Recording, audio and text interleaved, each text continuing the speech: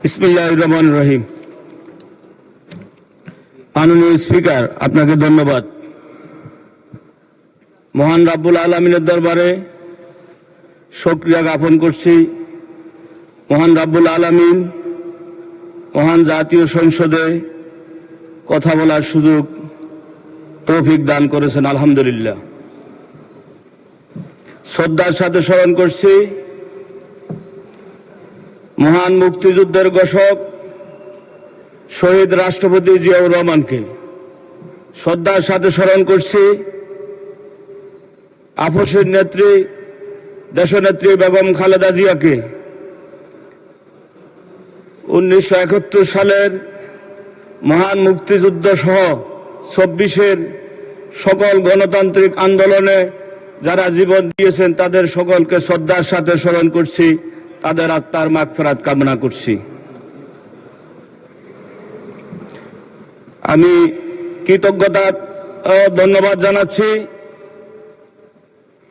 মহান জাতীয় সংসদের সংসদ নেতা মাননীয় প্রধানমন্ত্রী জনাব তারেক রহমানকে, যিনি আমাকে এই সংসদে আসার সুযোগ করে দিয়েছেন মিরসরাইয়ের অবহেলিত বঞ্চিত মানুষের পক্ষে কথা বলার জন্য। আমি কৃতজ্ঞতা জানাচ্ছি ও ধন্যবাদ জানাচ্ছি মিরসরাইয়ের সকল শ্রেণী পেশার জনগণকে, যারা ভোট দিয়ে আমাকে এই সংসদে তাদের প্রতিনিধিত্ব করার সুযোগ দিয়েছেন। মাননীয় স্পিকার, আমি ধন্যবাদ জানাই বীর চট্টলার কৃতি সন্তান গণপ্রজাতন্ত্রী বাংলাদেশ সরকারের মাননীয় অর্থমন্ত্রী জনাব আমির খসরু মাহমুদ চৌধুরীকে। তার অক্লান্ত পরিশ্রম দ্বারা তিনি বিধ্বস্ত অর্থনীতিতে দাঁড়িয়ে থাকা বাংলাদেশকে একটি সময় উপযোগী সামাজিক সুরক্ষা, মানবিক ও কল্যাণমুখী একটি বাজেট ঘোষণা করেছেন। মাননীয় স্পিকার, প্রস্তাবিত বাজেটে দেশের সার্বিক কল্যাণ ও নির্বাচনী প্রতিশ্রুতির বাস্তবায়নের এক অনন্য দলিল। যেমন বাজেটে নির্বাচনী ইশতেহারের প্রদত্ত প্রতিশ্রুতি বাস্তবায়নের চিত্র ফুটে উঠেছে। মাননীয় স্পিকার, মূল্যস্ফীতি নিয়ন্ত্রণ এবং সামষ্টিক অর্থনৈতিক স্থিতিশীলতা বজায় রাখার পদক্ষেপ গ্রহণ করা হয়েছে। এই ক্ষেত্রে ব্যয় সংকোচন এবং ঘাটতি হ্রাস, সামাজিক সুরক্ষা সম্প্রসারণ, উৎপাদন সরবরাহ বৃদ্ধি, কর মুক্ত সীমা বৃদ্ধি, বৈদেশিক মুদ্রার রিজার্ভ শক্তিশালীকরণ ইত্যাদি ইত্যাদি সরকারের সাহসী পদক্ষেপ বলে আমি মনে করি। মাননীয় স্পিকার, প্রবাসীদের শ্রম ঘামে অর্জিত রেমিটেন্স আমাদের জাতীয় অর্থনীতিতে বৈদেশিক লেনদেনের গুরুত্বপূর্ণ লাইফলাইন হিসাবে কাজ করে যাচ্ছে। বৈদেশিক কর্মসংস্থান বৃদ্ধি এবং প্রবাসী কর্মীদের জন্য সার্বিক সুরক্ষা নিশ্চিত করতে বেশ কিছু সময় উপযোগী পদক্ষেপ প্রবাসীদের জন্য বহুমাত্রিক সুবিধা সংবলিত বিশেষ প্রবাসী কার্ডের ব্যবস্থা করা হয়েছে। মাননীয় স্পিকার, আমি সর্বশেষ আমার নির্বাচনী এলাকা চট্টগ্রাম 1 মিরসরাইয়ের বিভিন্ন সমস্যা সমাধানের জন্য সংশ্লিষ্ট মন্ত্রী মহোদয়ের দৃষ্টি আকর্ষণ করছি।